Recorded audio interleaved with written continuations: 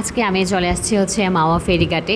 এখানে আসলে আপনি যদি আসলে সব কিছু খোঁজখবর না নিয়ে আসেন, এখানে ঠকে যাওয়ার সম্ভাবনা খুব বেশি। অ্যান্ড কোন বাসে করে আসলে আপনি হচ্ছে একদম কম খরচে এখানে চলে আসতে পারবেন, একদম মিনিমাম একটা বাজেটে। আমি আজকে সব কিছু ডিসক্রিপশন দিব আপনাদেরকে, যেন হচ্ছে যারা স্টুডেন্ট বা হচ্ছে ফ্রেন্ড একসাথে ঘুরতে যায় তারা যেন খুব সহজে এখানে এসে ঘোরাঘুরি করতে পারে। অ্যান্ড আপনি যদি সব কিছু না জেনে আসেন তাহলে কিন্তু এখানে আপনি ঠকে যাওয়ার সম্ভাবনা খুব বেশি।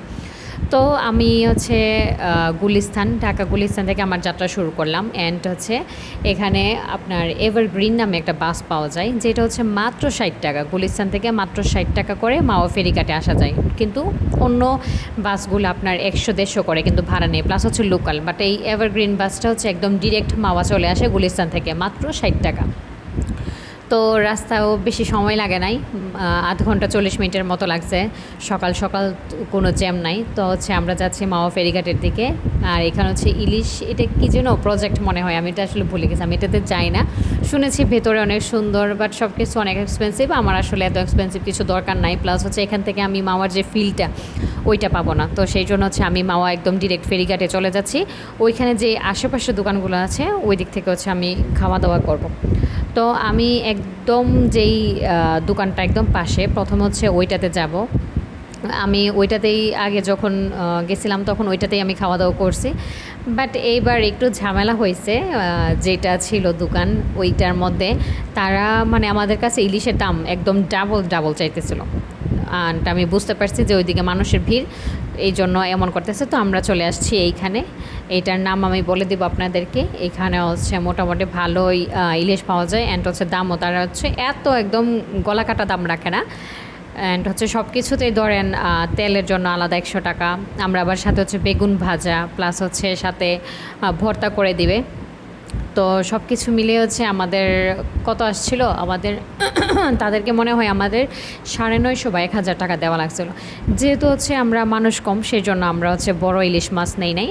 আমরা হচ্ছে একটা মিডিয়াম সাইজের ইলিশ মাছ নিয়েছিলাম, যেটার দাম ছিল হচ্ছে 750 টাকা মনে হয়।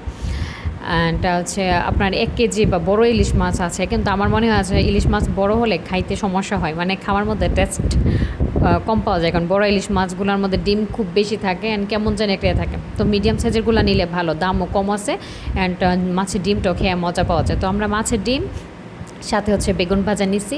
অ্যান্ড হচ্ছে এখানে খুব মজার একটা ভর্তা তৈরি করা হয়, যেটা হচ্ছে এখানে যিনি মালিক ওনার ছেলে নিজের হাতে তৈরি করে। এই যে ভাইয়া নিজের হাতে হচ্ছে ভর্তা তৈরি করে। অ্যান্ড ওনার ভর্তা ওটা আসলেই অনেক মজা হয়। আমার মানে দেখেই অনেক মজা লাগতেছিল, বাট হচ্ছে খাওয়ার পরে বুঝতে পারছি না সত্যি অনেক মজা।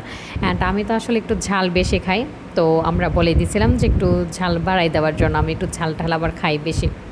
তো এখানে আমাদের মনে হয় 1000 টাকা দেওয়া লাগছিল। আর আমাদের আসা যাওয়া সব কিছু মিলিয়ে আমরা আবার বিকেলে নাস্তা টুকটাক মিলিয়ে হচ্ছে আমাদের মাত্র হচ্ছে 1500 টাকার মতো খরচ হয়েছিল।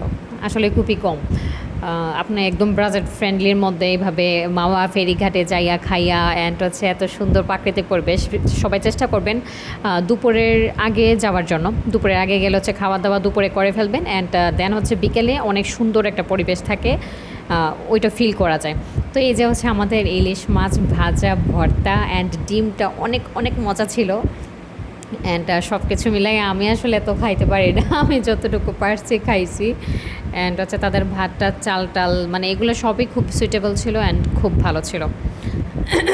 তো আমরা এখন হচ্ছে খাওয়া দাওয়া শেষ করব। খাওয়া দাওয়া শেষ করে হচ্ছে আমরা বের হব। বের হয়ে ওইখানে আরও অনেক কিছু আছে, ওইগুলো হচ্ছে আপনাদের দেখাবো।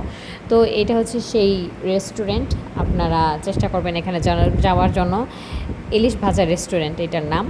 তো এখানে আমার মনে হচ্ছে তারা মোটামুটি সব একটা প্রাইজের মধ্যেই রাখে, মানে একদম গলাকাটা প্রাইস রাখে না, যেটা অন্য রেস্টুরেন্টগুলোতে করতেছে। মানে তারা একটা মাছের দাম ডাবল করে চাইতেছে। তো আমাদের খাওয়া দাওয়া শেষ, আমরা হচ্ছে এখন একটু সামনের দিকে যাব। এখানে অনেক বসার জায়গা আছে, প্লাস হচ্ছে এখানে নৌকা, স্পিডবোট সব কিছুই আছে। নৌকাতে মেবি পার পার্সন হচ্ছে 100 টাকা ছিল। অ্যান্ড স্পিড বোর্ডে হচ্ছে পার পার্সন 200 টাকা ছিল। স্পিড বোর্ডে হচ্ছে আপনাকে ধরেন 10 মিনিট না 5 মিনিট মনে হয় একটা ঘুরতে দিয়ে নিয়ে আসবে। ওইখানে হচ্ছে ব্রিজ আছে, পদ্মা ব্রিজ, ওইটা ঘুরিয়ে নিয়ে আসবে।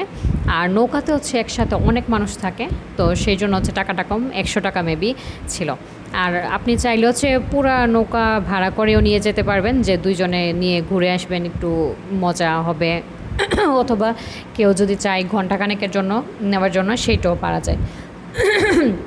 তো আমরা নৌকাতেও উঠি নাই, কারণ সামনে পদ্মা ব্রিজ এমনি দেখতেছি, আমার ওইখানের বাতাস খুব ভালো লাগতেছিল। তো সেই জন্য এইখানে চেয়ার ছিল, আমি চেয়ার ভাড়া নিছি। চেয়ার ভাড়া মনে হয় 50 টাকা ছিল।